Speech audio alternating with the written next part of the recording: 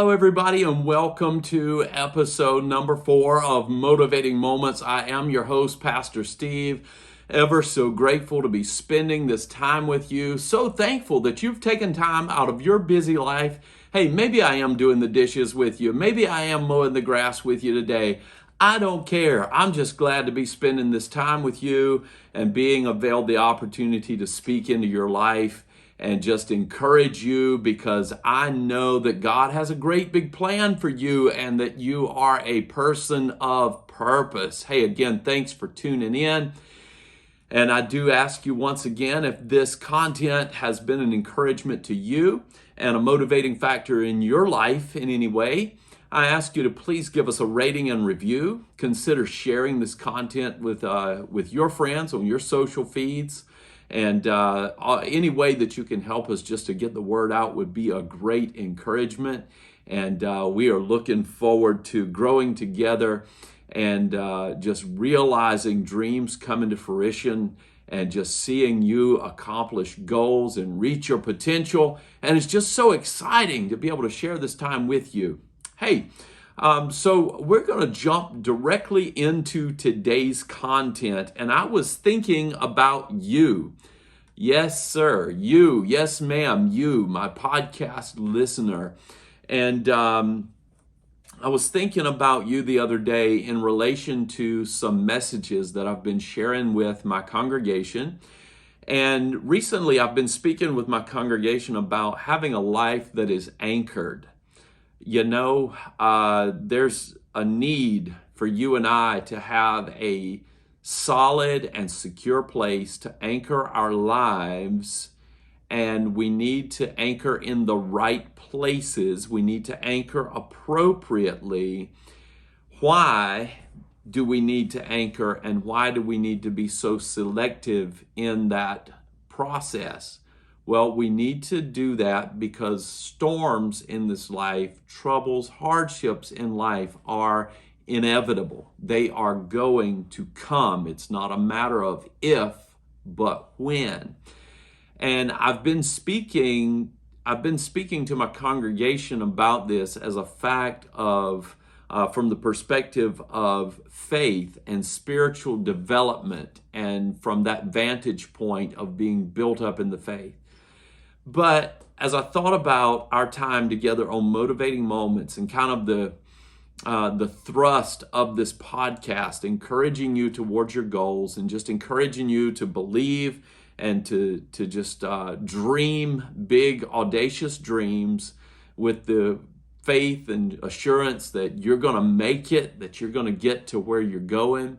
I really began to realize that this is a more practical, maybe you're a person of faith listening to this. Maybe you're not so much a person of faith. The principle here is applicable for you regardless of where you stand, regardless of where you fall on those issues. And I really think this could be a core value type principle for your life, and just something that you can come back to, and a really solid bedrock to build on as you are pursuant of goals and dreams and desires in your life.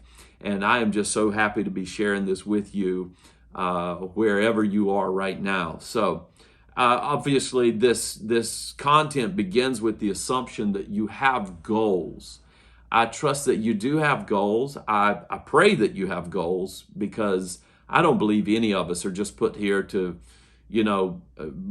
recycle air and eat food and sleep until we die. I believe that we have a purpose, and that we are all vested with certain gifts and certain personality traits and bents and certain temperaments that make us uniquely gifted to achieve incredible things. I hope you have goals, and my question for you is, if you do not have goals, can I please press into that right now and say, if not, why not? Why don't you have goals? Let me just encourage you to dream again if you don't have those goals. Maybe you've given up because you don't understand this principle that I'm about to share with you, and that makes it all the more exciting. But can I tell you that dreams really do come true? dreams really do come true. The distinction is that sometimes we're working towards a dream coming true, but we get derailed or kind of dissuaded in that because dreams come true, but fairy tales don't often. And our expectation is that, things are just going to materialize the way we want them, when we want them. And, when we start working towards our dreams and realizing there's so much more effort and investment required, so much stick-with-itness required to ever see those things begin to come to fruition in our lives. I've said this before, I'll say it again though, it takes 15 years to develop an overnight success. I mean, it's the way it is. And oftentimes our dreams don't come to fruition anywhere near the way we had it planned out in our minds. Having goals, you need to also understand that you're going to have relational challenges. Any number of relational challenges might arise. We should add a poster somewhere that says where two or three are gathered, there will be conflict if enough time is spent together. Because it's challenging to be around, to work with people.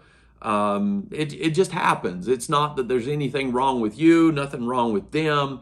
It's just part of two people being in proximity for extended periods of time. It happens. Relationship challenges will arise. Rivals to your daily routines. I can attest to this. My wife and I, if I can be vulnerable here just for a second, I'm not trying to make this my therapy session, but if I can just be vulnerable here for a second and say, my wife and I are in a season right now where we don't hardly have a daily routine anymore because there are so many circumstances that are so fluid right now in life that it makes daily routines hard to pin down. And just the challenge of that is though that our work is so rhythmic. And as pastors, every Sunday is always coming. Sunday's always coming. Tuesday morning staff meetings are always coming. There are so many things in the life of what we do that is always coming that it just seems overwhelming and daunting when the daily routines are disrupted. And along the way, some of those difficulties, you may face betrayal. You may have just really trusted somebody. They turned their back on you. They've talked about you. They've maligned you or manipulated you in some way. That is a challenge that comes against the goals in our lives. We're going to know what it means to be in equitable situations, places where we really don't feel like we have the advantage. It just seems like everybody else is better positioned than we are to be able to take on a certain goal or challenge or achieve some dream. You will be disappointed often as you pursue your goals. And then we're going to face obstacles in general. I've seldom faced or pursued a dream or a goal worth my challenge when it seemed like there was enough money, enough volunteers, enough workforce, enough time. I mean, boy, doesn't that thing dissipate in a hurry? It seems like moments blur into days, into weeks, into months, into years. And, it's tough. It's tough. Difficulties will arise that are going to challenge your goals, your dreams, your pursuits, all the things that you said, I need to do these things. They are going to come with challenges. They're going to come with difficulties. And, I could give you the mic and we could have you fill in the blank. And I'm sure you could. This is by no means an all-inclusive list as we say, hey, there's never enough blank. You fill it in there. I'm sure that you have some peace there that is just burning in your chest that you're maybe screaming right now as you're listening to this podcast, and you're right. There's never enough of whatever you would fill in that blank with. And here's the thing, and this is where the rubber meets the road here. Difficulties require resolve. Difficulties require resolve. RESOLVE. Resolve. That is the determination in us that we are committed to a thing. We have assessed the cost. We have faced the obstacles. We have felt the disappointment, yet we have resolved that we will proceed forward. We will move ahead towards the goal. We will move ahead towards the dream, the pursuit, whatever it is. We are going to go ahead. I will never make it through the obstacle. I will never make it through the disappointment. I will never outlast the critic. I will never overcome the disappointments if I don't have a place where my resolve is anchored. If there's not a bedrock that goal, that dream sets on, that I am into which I am firmly anchored, I won't make it. And here's the thing, just the way I've been teaching our congregants at church regarding their faith life, their faith walk, I want to encourage you today in your career path, your educational goals, your financial goals. Maybe it is for your spiritual development, and I applaud that. But I'm just telling you, this principle here is transcendent over life, and it applies to any place, in your leadership, in the goals that you're pursuing, whatever the case. This is true. You can't be anchored just any place. There are some places where your resolve will be ill anchored. There are places where you anchor your resolve, and your resolve is going down with the anchor. I mean, it is going to submerge, never to come back up again. Some people anchor their resolve in things like emotions. Well, I feel good today, so today I'm going to pursue my goals. I feel good today, so today I'm going to chase my dream. Today, I feel like I believe in myself. So therefore, I'm going to behave like I believe in myself. Some days, though, you don't always feel that way. I ashamedly, yet admittedly, I say to you that I love what I do. I love what I do. And most days I do wake up with a rich enthusiasm around what I do.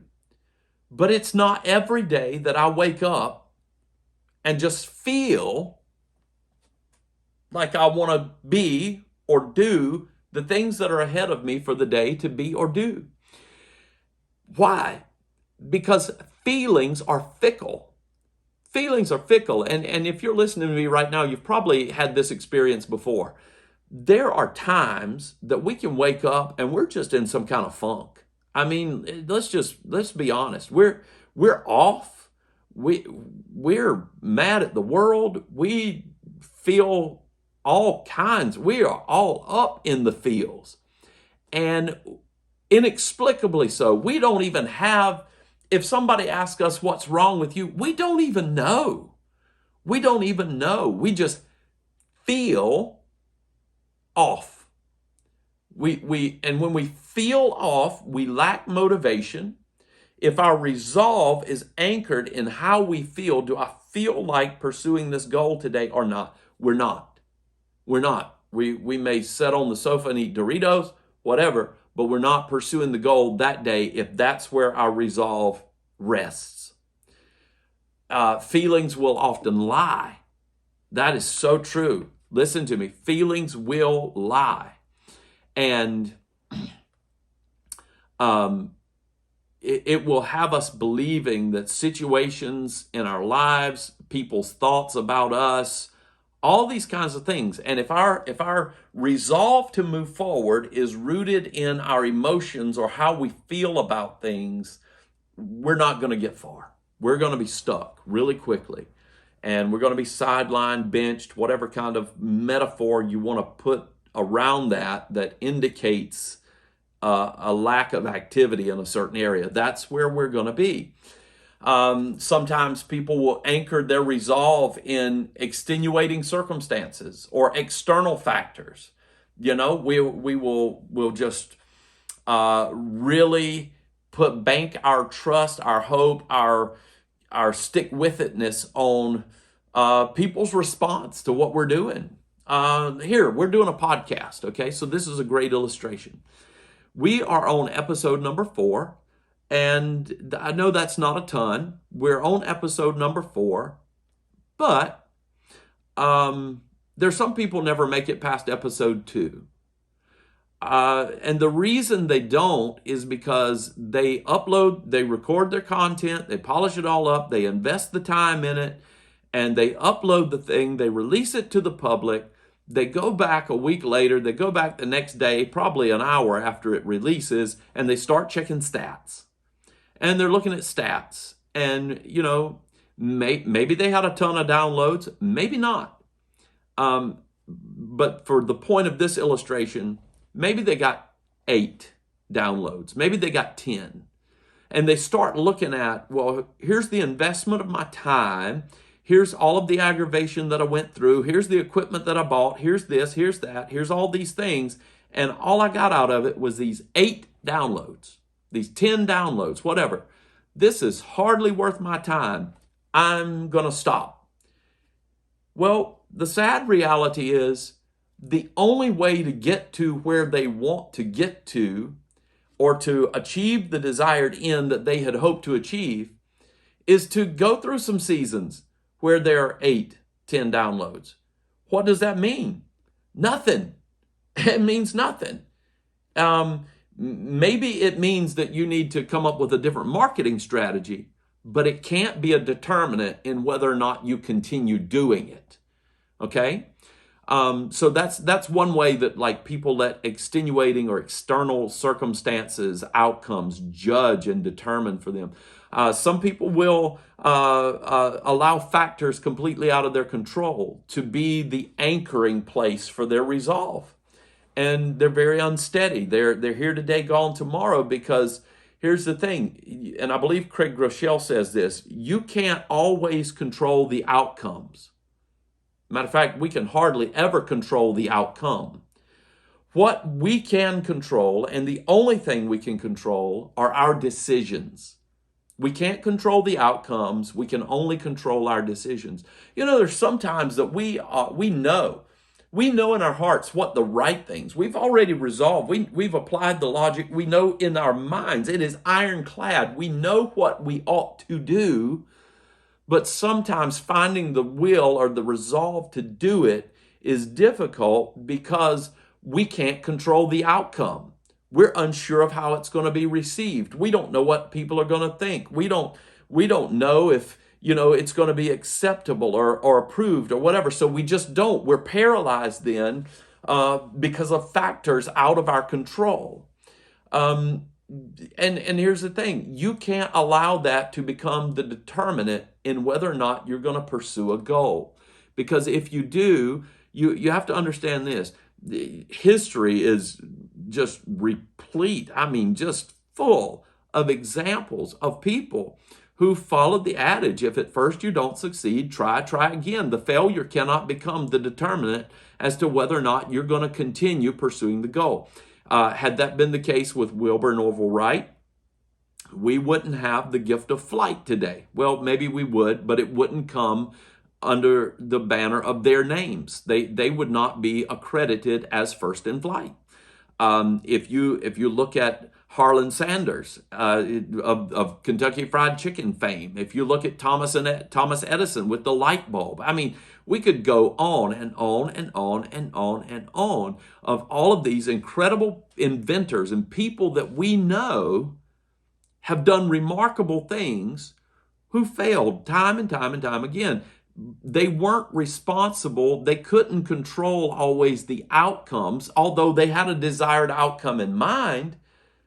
That wasn't the determining factor as to whether or not they were going to proceed in pursuing the goal. What is the best place? Where is the best place? What is the best substance into which to anchor our resolve? I believe that too oftentimes our focus is on what we're doing. What are we doing? Listen, I love what I do.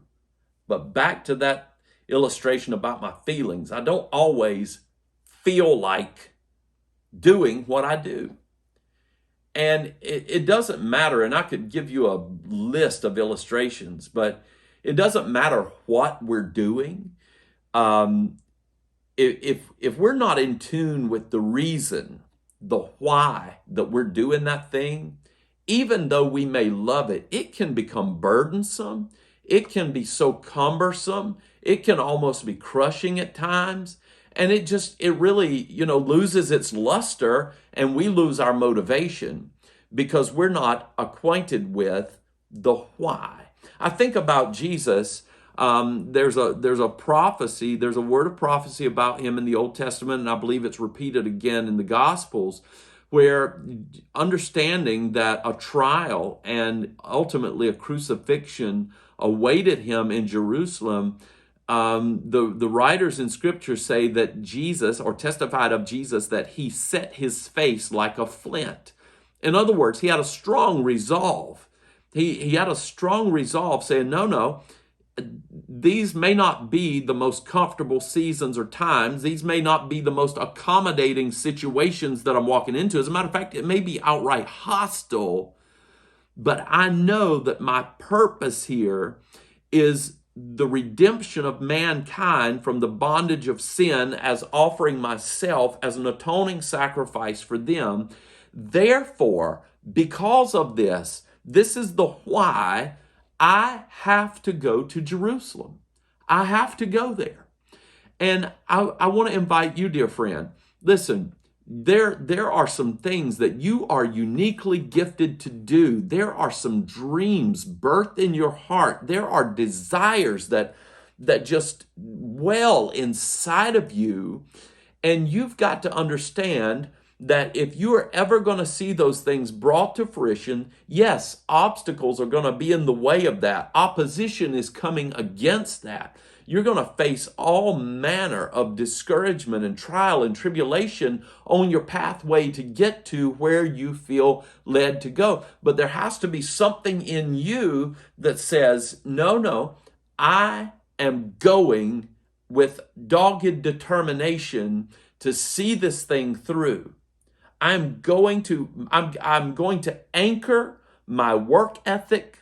I'm going to anchor my disciplines. I'm going to anchor my habits, all on this thing to move me forward, to motivate me when I don't feel like it, when my feelings have worn out and I don't feel like doing it anymore, when the thrill, as B.B. King used to sing, when the thrill of that thing has worn off and it's just kind of more habitual or more just part of the rigors of the daily routine, how am I going to keep moving forward? I'm going to keep moving forward in realizing that this is my purpose. This is my purpose. And, just back to the illustration of this podcast, I'm satisfied with the number of downloads that I have. I mean, it's nothing to rave about, but I'm satisfied with it. But here's my commitment. I believe the Lord has spoken to me and said, Steve, you've faced a lot of things in your life. You've faced a lot of things in your leadership, and you have something to share with other people. that perhaps will encourage them through some difficult spaces. You've wrestled with procrastination. You've wrestled with problem solving. You have worked through systematic inadequacies in organizational life to be able to position that organization to grow and to flourish and to reach next levels. You've got something to say to people. So I want you to leverage this platform. I'm committed to 100 podcasts. What does that mean? That means first of all, I've got 96 more to go. I've got 96 more episodes to go. At least I may continue beyond that, but I know right out of the gate that I'm committed to 100. What does that mean for me when I go back and look at the analytics? What does that mean when I pull up the statistics and I see the number of downloads? Am I jumping up and down? Not always. Am I pleasantly surprised sometimes? Yes, I am. But what does that mean? Nothing as far as my determination to move forward in it, because I know what my commitment is, I know what my calling is, and that is the why that drives the what. So I'll return to this microphone continually, even if it's for the sake of one who's being encouraged, or two, or 10, or 100, or 1,000, or maybe more that are encouraged through this content. And I have that commitment. That's the why. So that makes the what all the easier. It's not a matter. There's no debate. There's no discussion. Maybe you're looking at some things right now and you're drudging through a midterm right now and you're going, hey, I don't even know what I'm doing this for. I'm an adult learner, for crying out loud. I've been in the marketplace for a long time. Why am I putting myself through this? But you realize that putting yourself through this is the route to advancement. It's the route to the next level that you want to get to. And whether you like it or not, it's a necessity. And you're not going to realize until after the fact why some of these professors had you engaged in building these ridiculous disciplines and projects and things like that. But you will maybe recognize it one day. But nonetheless, that's why. It's positioning your family for a more prosperous future. That's why. That's why. That makes the late nights, that makes the early mornings all the easier. They're non-negotiable because it's got to get done. It's got to get done. There's your motivation. Did you feel like it? No. You didn't feel like turning in that paper. No, you didn't feel like grabbling all through the library, finding those resources, but you're doing it because, well, you answer that question. Because why? Because why? Why are you at the gym early in the morning? Why are you engaged in some of the disciplines that you're engaged in? Why are you pursuant of some of the things that you're pursuing?